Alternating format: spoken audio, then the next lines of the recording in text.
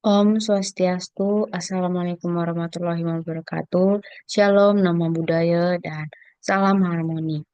Jadi di sini izinkan kami dari kelompok 7 untuk mempresentasikan materi kami yang berjudul kuesioner dan wawancara sebagai metode pengumpulan data.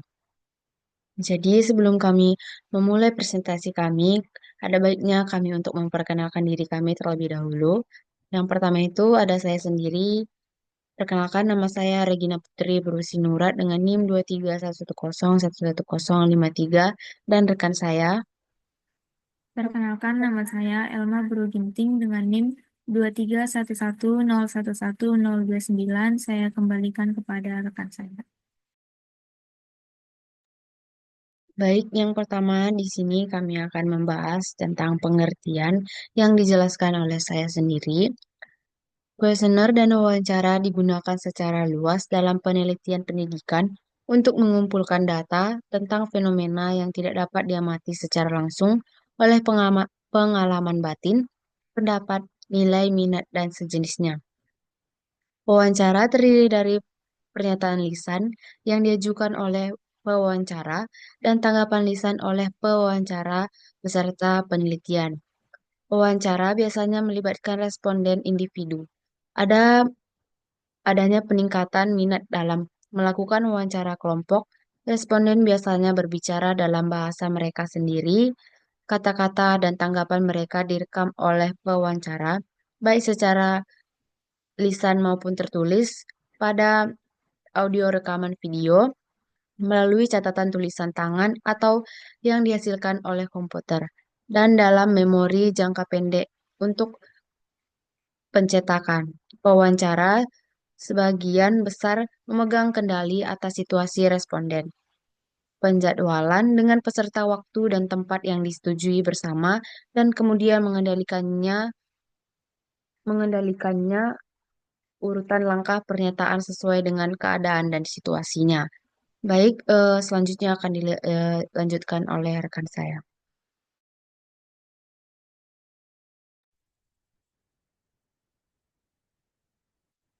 Baik, di sini saya akan menjelaskan materi memilih antara kuesioner dan wawancara. Jadi, kuesioner memiliki dua keuntungan dibandingkan wawancara untuk mengumpulkan data penelitian, di mana biaya pengambilan sampel responden di wilayah geografis yang luas lebih mudah dan waktu yang dibutuhkan untuk mengumpulkan data yang dikumpulkan kurang dari itu. Jadi, bagaimanapun kuesioner itu dia tidak dapat memberikan jawaban yang mendalam. Dan keuntungan terbesar dari wawancara adalah kemampuan adaptasinya, di mana pewawancara yang telah terlatih dapat mengikuti dan meminta responden untuk menjawab pertanyaan untuk mendapatkan informasi lebih lanjut dan mengklarifikasi pernyataan yang tidak jelas, juga dapat membangun kepercayaan dan hubungan sehingga memungkinkan untuk memperoleh informasi yang lebih lanjut lagi. Dan selanjutnya itu keunggulan dari metode wawancara ini diimbangi oleh beberapa keterbatasan, di mana salah satunya itu adalah sulit untuk menstandardisasi situasi wawancara, sehingga pewawancara tidak mempengaruhi responden untuk menjawab pertanyaan dengan cara tertentu. Yang kedua itu adanya keterbatasan lainnya, di mana bahwa wawancara tidak dapat memberikan anonimitas bagi responden. Dengan kata lain itu, responden harus mengungkapkan identitas mereka kepada pewawancara. Tentu saja itu akan membuat pewawancara dapat menganalisis dan melaporkan data wawancara sehingga identitas partisipan tidak terungkap. Di mana dan kuesioner itu lebih umum digunakan dalam penelitian kuantitatif karena sifatnya yang sangat terstruktur dan terdefinisi dengan baik sesuai dengan pendekatan, di mana wawancara umumnya digunakan dalam penelitian kualitatif karena memungkinkan eksplorasi terbuka dan memunculkan respons yang diungkap dalam kata-kata unik responden. Namun, kedua metode tersebut dapat digunakan dalam kedua jenis penelitian ini. Sekian materi yang saya paparkan. Selanjutnya saya serahkan kepada rekan saya. Baik, di sini saya akan menjelaskan tentang masalah validitas dan reliabilitas. Dalam prakteknya, peneliti cenderung menerapkan standar validitas dan reliabilitas yang lebih longgar terhadap pernyataan wawancara daripada tes karena mereka biasanya mengumpulkan informasi yang sangat terstruktur dan mungkin valid, misalnya tahun sekolah responden. Selain itu, selain itu, mereka tertarik pada responden rata-rata dari keseluruhan kelompok daripada responden dari satu individu. Tingkat reliabilitas item yang lebih rendah lebih rendah dapat diterima ketika data akan dikumpulkan, dianalisis dan dilaporkan pada tingkat kelompok daripada tingkat responden individu. Kuesioner sering meminta pendapat responden tentang topik ketentuan tertentu, dan jika peneliti ingin mengklaim bahwa ini adalah pendapat responden, dia harus mengumpulkan bukti bahwa isi item mewakili konstruk tersebut. Pilihan lain adalah menentukan apa yang diungkapkan responden. Pendapat serupa pada pengukuran lain dari konstruktur yang sama. Baik, selanjutnya akan dijelaskan oleh rekan saya.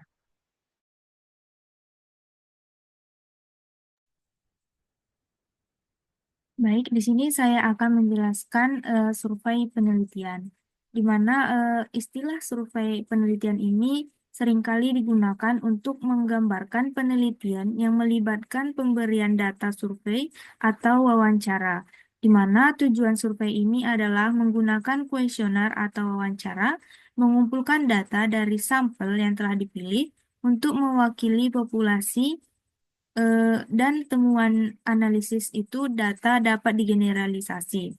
Eh, Penekanan pada populasi ini merupakan ciri khas penelitian kuantitatif, tetapi tidak pada penelitian kualitatif. Di sini kita dapat mempertimbangkan penelitian kualitatif dan kuantitatif dalam survei penelitian ini.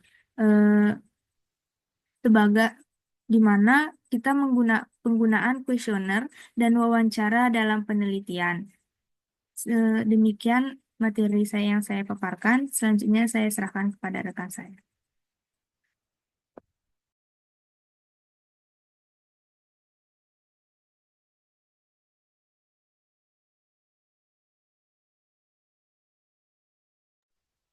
Baik, di sini saya akan menjelaskan langkah-langkah dalam pembangunan dalam mengelola kuesioner penelitian.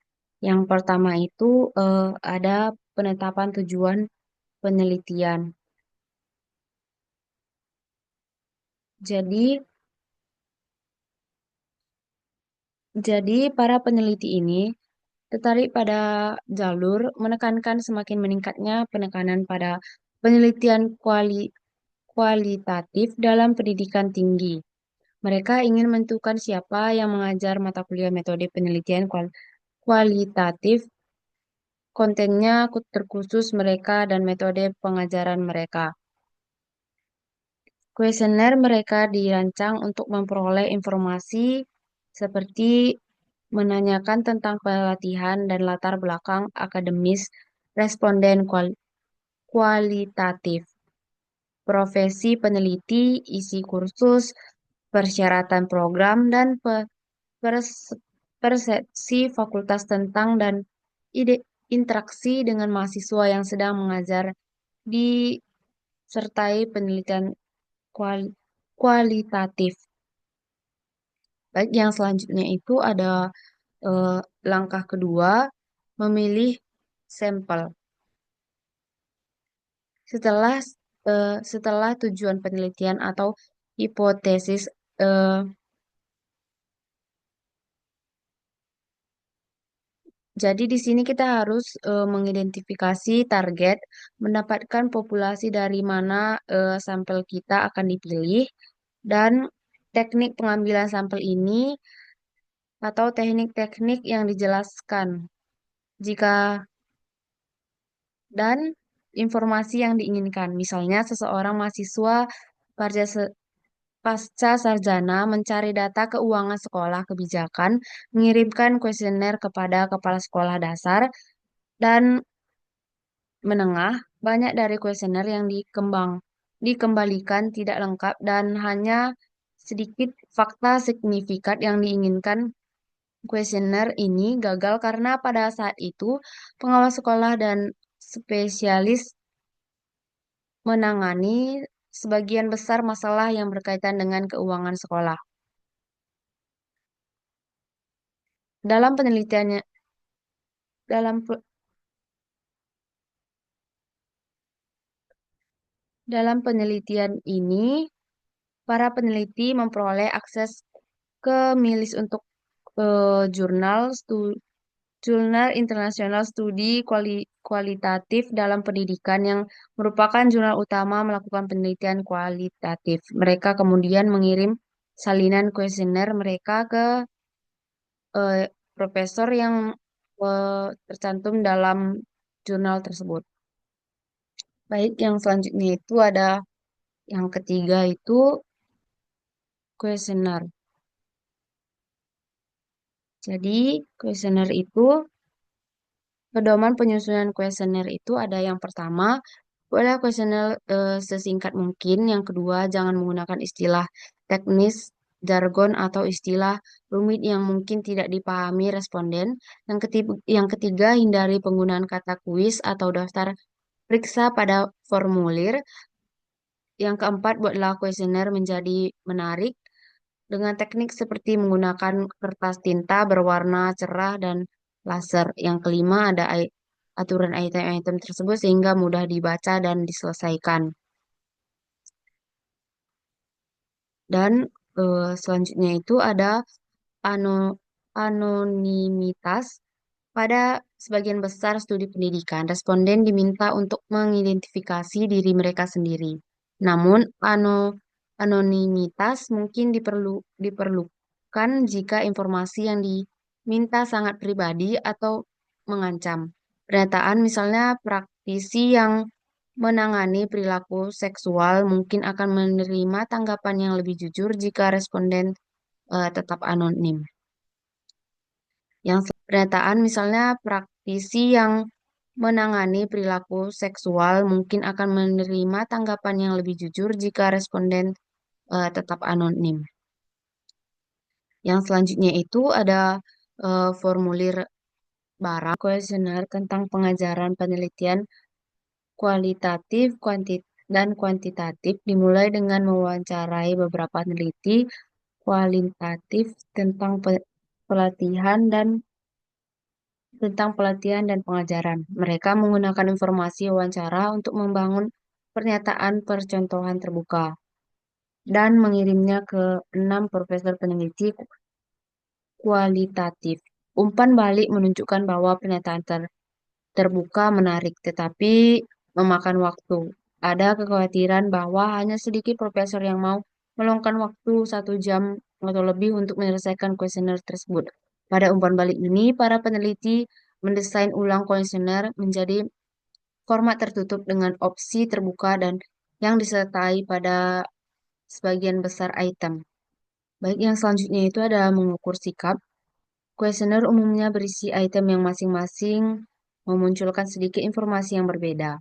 Salah satu cara menghadapi responden yang kurang familiar dengan satu topik adalah dengan melakukan atau menghindari pendapat. Sebagian salah satu sebagai salah satu alternatif jawaban untuk setiap item atau sikap. Meski begitu, individu yang memiliki sedikit atau tidak memiliki informasi mengenai topik ini pun mengungkapkan pendapatnya. Pernyataan pada awal kuesioner kecakapan yang dapat digunakan untuk menyaring sudut pandang. Orang yang memiliki sedikit atau tidak memiliki pengetahuan sama sekali mengenai topik yang sedang dipelajari. Dan yang selanjutnya itu dan yang terakhir itu ada kuesioner web. Jadi ciri khas dari desain kuesioner kuesioner adalah proses yang digunakan oleh para peneliti sebagai berikut. Yang pertama ada Yang pertama, guru masuk ke situs web survei menggunakan ID yang ditunjuk untuk menghindari adanya orang yang tidak tepat dan melengkapi kuesioner.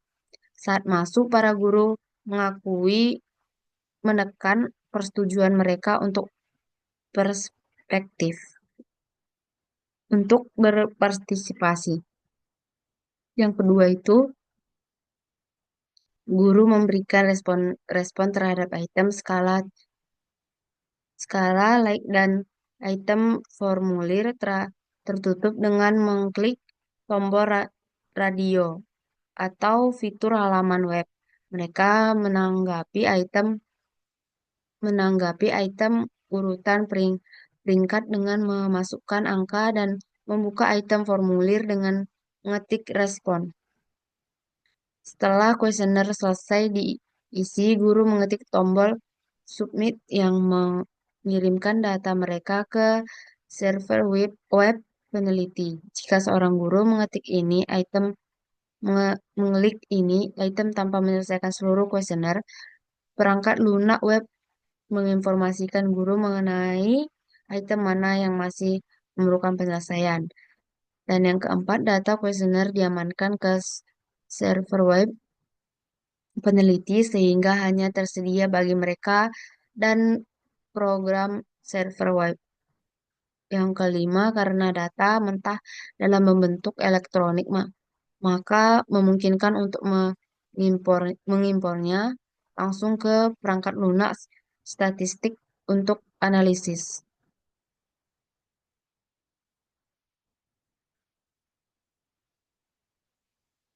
Untuk analisis, pendekatan terhadap desain dan administrasi kuesioner ini memiliki keuntungan yang jelas lebih dari kuesioner konvensional yang dikirim melalui kertas dan pensil. Baik, selanjutnya akan dilanjutkan oleh rekan saya.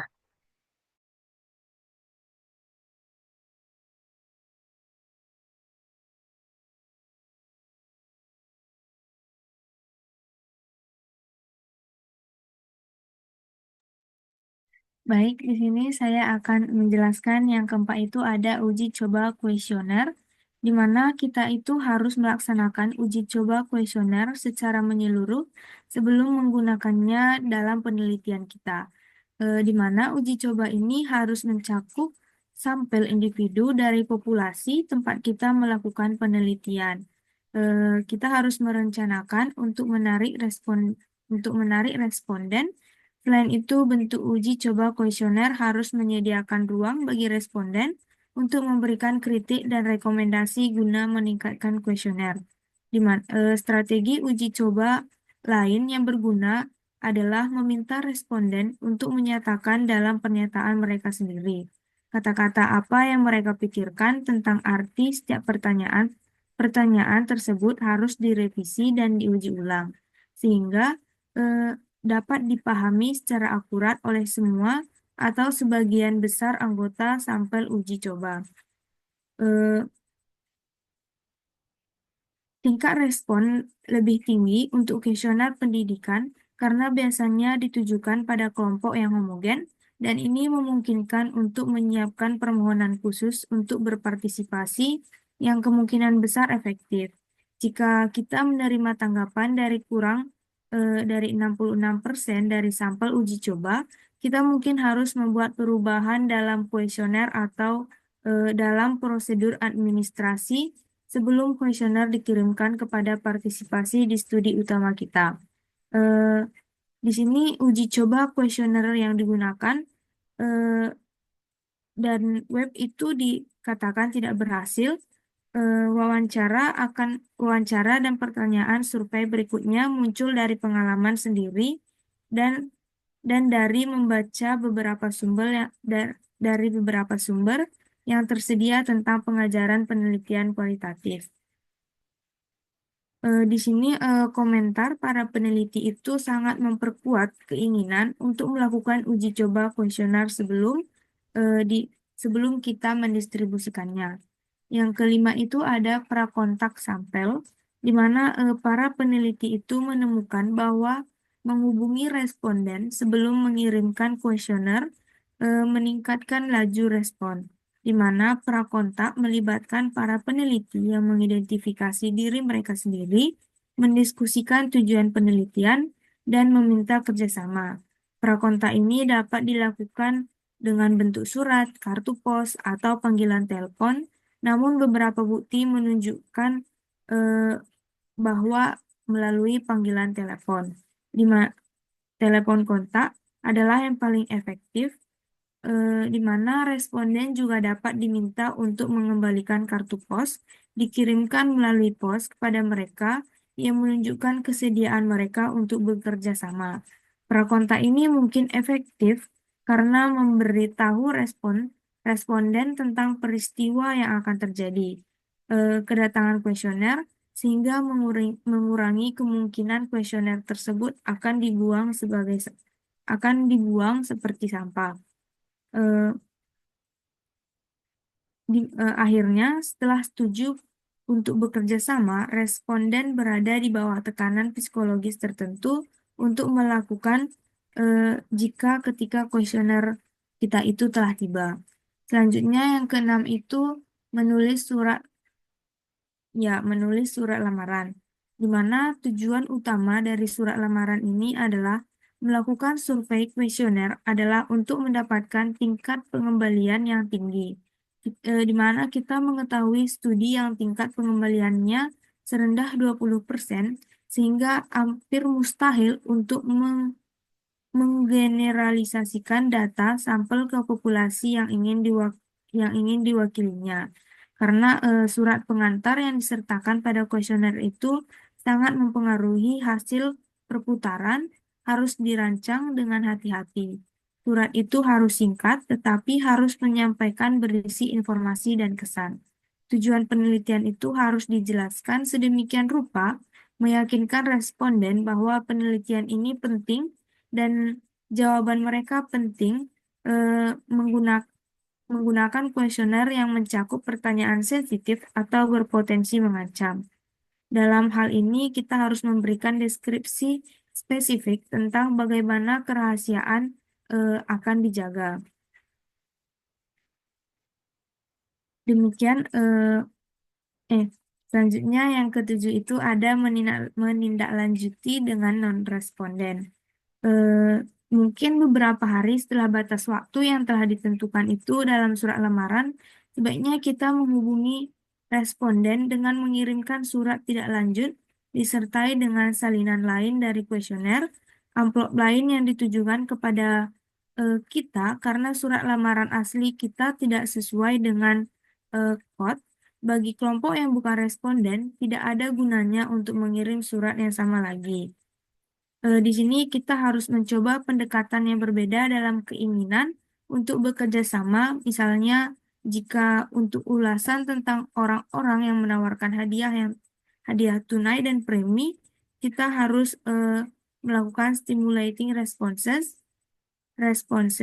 Dalam surat awal, kita harus mencoba mengajukan permohonan profesional di surat berikutnya. Demikian materi yang saya paparkan. Selanjutnya saya serahkan kepada rekan saya.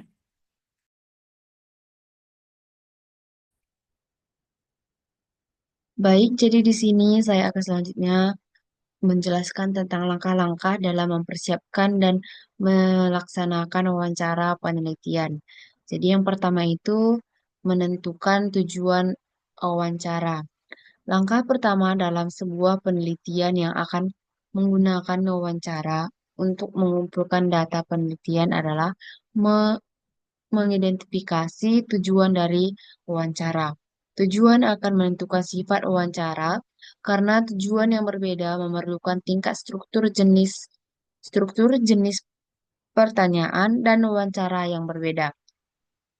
Dan poin yang pertama itu ada wawancara infor- informan kunci. Dalam wawancara informan kunci, pewawancara mengumpulkan data dari individu yang memiliki pengetahuan atau perspeksi sosial yang tidak akan tersedia bagi peneliti informan seringkali memiliki pengetahuan yang lebih banyak, kemampuan komunikasi yang lebih baik atau berbeda, perspektif yang lebih luas daripada anggota lain dari populasi yang ditentukan. Poin yang selanjutnya itu ada wawancara survei. Tujuan dari wawancara survei adalah untuk melengkapi data metode. Wawancara ini sangat berguna dalam studi kuesioner skala besar di mana wawancara mendalam tidak dapat dilakukan untuk semua responden. Tipe kedua dari wawancara survei adalah wawancara konstruktur par- partisipan, yaitu digunakan untuk mempelajari bagaimana informan menyusun dunia fisik dan sosial mereka. Hasilnya adalah serangkaian sistem kategori yang digunakan oleh partisipan. Poin yang terakhir adalah wawancara fokus grup. Jadi wawancara kelompok atau fokus grup melibatkan pengajuan pertanyaan kepada sekelompok individu yang telah disusun untuk tujuan khusus ini. Individu-individu tersebut dipilih karena mereka memiliki pengetahuan yang baik dibentuk dibentuk tentang penelitian. Wawancara kelompok telah digunakan secara luas oleh peneliti ilmu sosial kuno. Peneliti peneliti yang menyebut wawancara kelompok fokus atau sekedar fokus Groves. Baik, yang kedua itu ada memilih sampel. Sampel responden harus dipilih dengan menggunakan salah satu metode kuantitatif atau kualitatif. Kelompok fokus pada terdiri dari kelompok yang sudah mapan, seperti guru di suatu sekolah tertentu. Ketika menggunakan kelompok yang sudah mapan, peneliti perlu peka terhadap perahubungan yang ada di antara kelompok tersebut. Teknik kelompok fokus pada bekerja paling baik ketika semua anggota memiliki kedudukan yang sama. Misalnya, semua staf mengajar di sebuah persekolahan. Jika kepala sekolah dilibatkan, para guru mungkin merasakan mungkin merasakan atau merasa terhambat dalam membagikan pengalaman mereka. Baik, sekian yang dapat saya sampaikan. Selanjutnya akan dilanjutkan oleh rekan saya.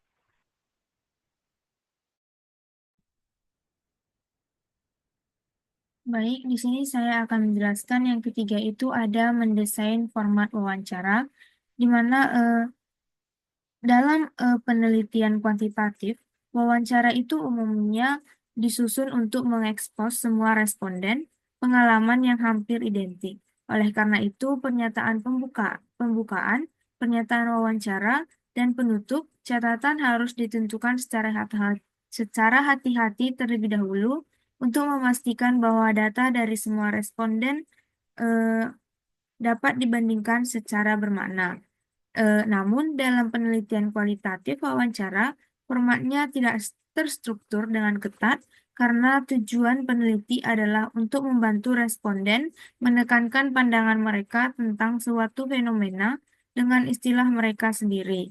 Wawancara penelitian kuantitatif dan kualitatif juga berbeda dalam hal variabelnya sudah ditentukan sebelumnya. Dalam penelitian kuantitatif, variabel yang menjadi minat peneliti umumnya sekutu sudah ditentukan sebelumnya. Misalnya, eh, peneliti ingin menentukan faktor-faktor yang mempengaruhi siswa untuk memiliki jurusan tertentu di perguruan tinggi melalui tinjauan pustaka. Dalam penelitian ini, penelitian mungkin menemukan bahwa orang tua ataupun teman, saudara, guru, dan siswa lainnya merupakan sumber pengaruh yang mungkin dalam merancang wawancara.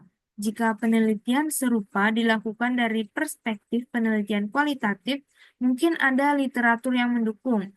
Tidak ada atau tidak ada spesifikasi variabel sebelumnya, sebaiknya pernyataan wawancara mungkin lebih luas. Eh, Pada tahapan dalam menganalisis data, penelitian dapat memilih untuk mengidentifikasi variabel yang dapat diukur atau variabel yang luas, tema, dan pola. Eh, Adapun poin yang pertama itu ada format wawancara dalam penelitian kualitatif. di mana Mikhail Patton menjelaskan tiga pendekatan dasar untuk mengumpulkan data kualitatif melalui wawancara terbuka. Ketika ketiga pendekatan yang dijelaskan ini bervariasi dalam tingkat terstruktur, wawancara percakapan informal sepenuhnya bergantung pada generasi spontan. Pertanyaan dalam interaksi alami biasanya terjadi sebagai bagian dari partisipasi yang sedang berlangsung, observasi lapangan, partisipasi. eh, Wawancara terbuka yang terstandarisasi melibatkan urutan yang telah ditentukan sebelumnya dan penyusunan rangkaian pertanyaan yang sama untuk ditanyakan kepada setiap responden guna meminimalkan kemungkinan pendekatan ini sangat tepat ketika beberapa pewawancara digunakan untuk mengumpulkan data. Yang kedua itu ada format wawancara dalam penelitian kuantitatif. Eh, Seperti wawancara penelitian kualitatif, wawancara dalam penelitian kuantitatif bervariasi dalam tingkat struktur. Tiga pendekatan dari dasar dijelaskan. Yang pertama, wawancara terstruktur melibatkan serangkaian pertanyaan tertutup yang memiliki jawaban ya, tidak, atau dapat dijawab dengan memilih dari serangkaian pilihan jawaban singkat. Jawaban responden tidak ditindaklanjuti untuk memperoleh informasi yang lebih mendalam, sehingga jawabannya hanya bersifat lebih besar daripada yang diperoleh melalui kuesioner. Eh, Wawancara semi struktur, serangkaian wawancara terstruktur kemungkinan menyelidiki lebih dalam menggunakan pernyataan terbuka untuk memperoleh informasi tambahan. Yang selanjutnya, adapun keuntungan yang signifikan dalam wawancara ini, yang pertama itu kita itu dapat memilih responden dari populasi yang dapat diakses lebih luas dibandingkan eh, pemirsa perlu melakukan perjalanan ke lokasi masing-masing responden. Yang kedua itu, karena semua pewawancara itu dapat bekerja dari suatu lokasi pusat, maka pemantauan terhadap pewawancara dapat dilakukan dari suatu tempat eh, ke yang lebih mudah. Yang ketiga itu lebih kecil terjadi ketika tak seorang pun menjawab sehingga panggilan balik sering dapat dilakukan. Yang keempat, banyak kelompok seperti pebisnis, staf, sekolah, dan karyawan makan dengan mudah lebih mudah dihubungi melalui telepon daripada kunjungan pribadi. Yang yang kelima itu wawancara melalui telepon itu memberikan akses yang nyaman ke lokasi dan ke lokasi terbatas di mana pewawancara mungkin tidak diterima. Yang selanjutnya itu yang ke langkah keempat itu ada mengembangkan pertanyaan. Di sini kita apakah pertanyaan itu dikembangkan sebelum wawancara atau selama setiap wawancara. Di sini tergantung pada jenis wawancara. Wawancara tak struktur, kuantitatif penelitian, dan wawancara percakapan informal dalam penelitian kualitatif itu melibatkan formulasi pertanyaan secara spontan berdasarkan rencana umum dan bacaan pewawancara. Eh, Misalnya itu, eh, format wawancara lainnya itu lebih banyak menggunakan format tertutup yang telah ditentukan sebelumnya dan pertanyaan bentuk terbuka. Sekian pemaparan materi dari saya. Selanjutnya akan dijelaskan oleh rekan saya.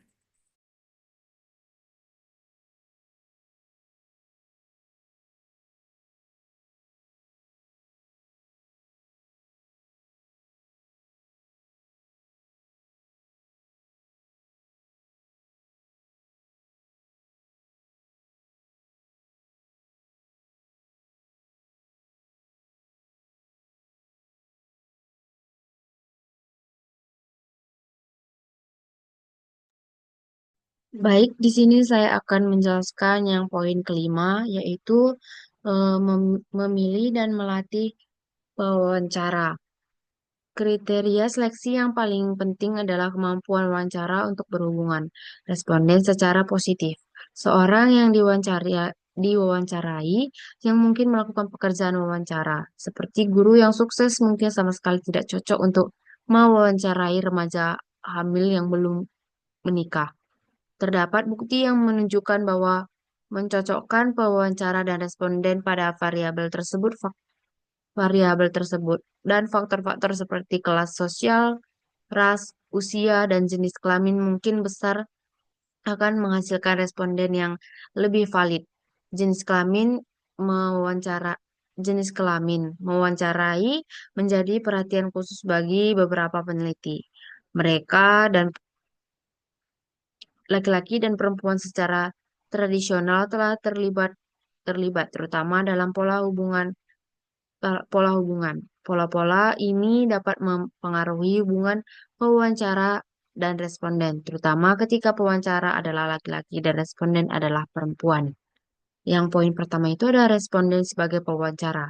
Beberapa peneliti merekomendasikan memilih pewawancara dari populasi target responden. Contoh pendekatan ini adalah penelitian terhadap siswa beresiko di sekolah menengah atas perkotaan penelitian yang perkotaan.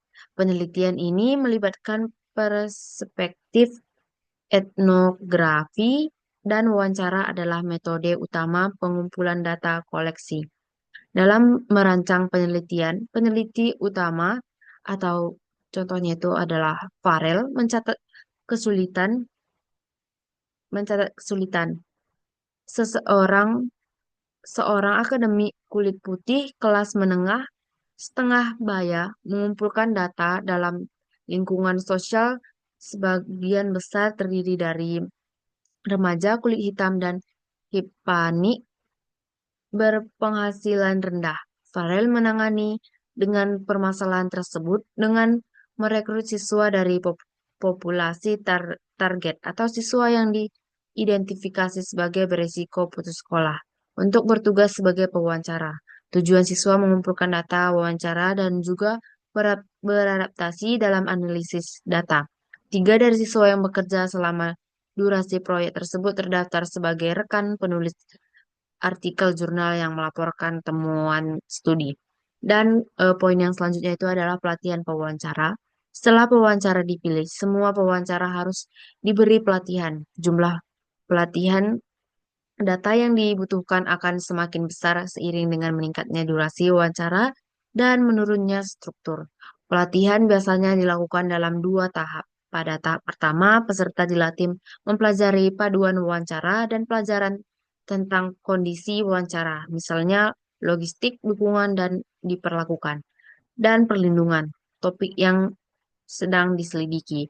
Hipotesis penelitian atau hasil yang diharapkan sebaiknya tidak didiskusikan dengan pewawancara pada saat ini karena kemungkinan besar terjadi persepsi pewawancara. Wawancara harus menjadi akrab dengan wawancara. Baik, yang eh, selanjutnya itu ada yang keenam, ada uji coba wawancara. Meskipun wawancara memberikan data yang berharga, namun wawancara cukup rentan terhadap bias. Oleh karena itu, paduan dan prosedur wawancara harus diuji cobakan terlebih dahulu untuk memastikan bahwa hasilnya memuaskan. Memuaskan data yang cukup tidak bias. Selama wawancara percontohan, penelitian harus waspada terhadap masalah komunikasi, bukti kurangnya motivasi di pihak responden, dan petunjuk lain yang menunjukkan perlunya merumuskan kembali pernyataan atau mereview produser. Uji coba juga dapat dilakukan untuk mengidentifikasi pernyataan yang mengancam norma budaya dan rekan-rekannya mengidentifikasi sebuah pernyataan sebagai ancaman ketika 20% atau lebih responden merasa bahwa kebanyakan orang akan merasa tidak nyaman berbicara topik ini. Kriteria ini dapat digunakan dalam uji coba untuk mengidentifikasi pernyataan-pernyataan tersebut. Jika ada pernyataan yang mengancam, produser harus dikembangkan untuk menurunkan atau menghilangkan nilai ancaman. Beberapa metode pembuka wawancara harus dicoba untuk menentukan mana yang baik dan membangun hubungan kerjasama terbaik.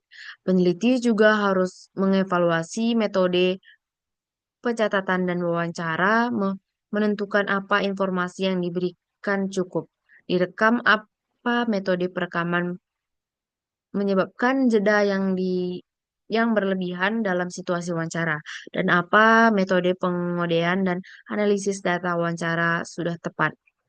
Baik, sekian yang dapat saya sampaikan. Selanjutnya akan dilanjutkan oleh rekan saya.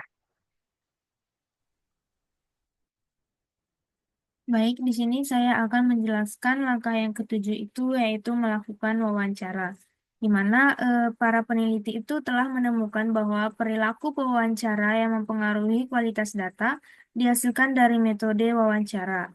Sebagian besar berlaku untuk wawancara yang dilakukan dalam konteks ada penelitian kuantitatif atau penelitian kualitatif. Yang pertama itu dalam tugas wawancara. Peneliti sebaiknya mempertimbangkan untuk meninjau kembali daftar pedoman wawancara, di mana untuk menentukan siapa yang penting untuk wawancara tertentu yang akan mereka lakukan atau akan melatih orang lain untuk melakukan wawancaranya. Selain itu, mereka harus mempertimbangkan bagaimana mereka akan menangani dalam mengikuti tugas wawancara. Memutuskan bagaimana cara menampilkan diri, pewawancara perlu memutuskan jenis kepribadian apa yang akan diwawancarai, citra diri untuk disajikan kepada responden. Misalnya, anggaplah responden pewawancara, responden itu adalah guru. Pewawancara mungkin memutuskan untuk menampilkan dirinya sebagai guru, peneliti, eh, atau dengan asumsi bahwa dia memiliki pengalaman mengajar dalam membuka wawancara, kemudian dia mungkin mengatakan sesuatu tentang mengapa dia menjadi seorang peneliti eh, dan latar belakangnya dalam mengajar. Informasi terakhir mungkin membantu membangun hubungan kepercayaan dengan responden. Dan poin yang kedua itu ada merekam data wawancara. Di sini pencatatan atau perekaman perekaman wawancara adalah metode yang biasa dilakukan untuk menyimpan informasi dipilih dalam sebuah wawancara. Sebelum memilih salah satu metode, pewawancara harus mempertimbangkan dengan saksama kelebihan dan kekurangan masing-masing. Jika menggunakan panduan wawancara, pewawancara mungkin harus membuat catatan tulis tangan langsung pada salinan panduan wawancara. Alternatifnya itu adalah menggunakan komputer laptop seperti di mana responden itu menjawab pertanyaan, jawaban dapat langsung dimasukkan ke dalam komputer atau file. Eh, Keuntungan utama pencatatan ini memudahkan analisis data, eh, mudah diakses, dan sebagian besarnya mungkin sudah diklarifikasi ke dalam kategori yang sesuai kategori respons oleh pewawancara.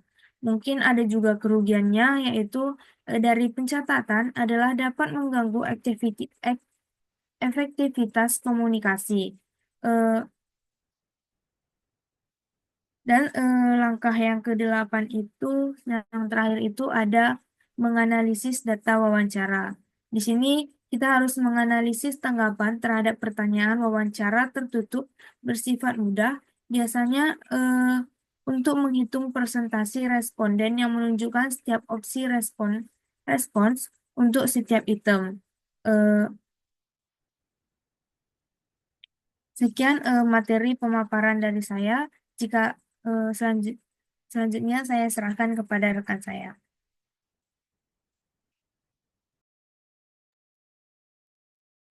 Baik, di sini karena presentasi kami sudah selesai, jadi di sini saya akan membacakan kesimpulannya. Jadi, kuesioner dan wawancara adalah alat pengumpulan data yang berharga, masing-masing dengan keunggulan dan kelemahan. Kuesioner efisien untuk data terstruktur dari sampel besar dengan anonimitas, tetapi kurang mendalam. Wawancara ideal untuk eksplorasi mendalam dan topik kompleks, tetapi memakan waktu dan berpotensi bias. Pilih metode berdasarkan tujuan, data, sumber daya, serta validitas dan reliabilitas. desain dan penggolongan kuesioner yang cermat penting untuk meningkatkan responden dan kualitas data. Triangulasi dapat memvalidasi temuan dari kedua metode. Pemilihan metode harus menghasilkan data yang karya, bermakna, dan valid. Baik, sekian presentasi yang dapat kelompok kami sampaikan. Apabila ada salah kata, kami mohon maaf. Dan saya tutup dengan salam. Om Santi Santi Santi Om. Assalamualaikum warahmatullahi wabarakatuh. Shalom, nama budaya, dan salam harmoni. Terima kasih, Prof.